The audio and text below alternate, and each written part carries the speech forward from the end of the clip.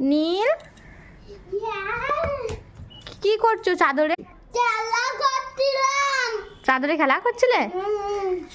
এইদিকে তাকাও, এই দেখো কত কমলা লেবু নিয়ে এসেছি।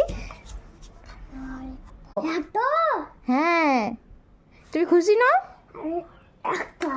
হ্যাঁ, আর নিও না, আর সবাই খাবো একসাথে, পড়ে যাবে। আমরা সবাই খাবো। আমি এটা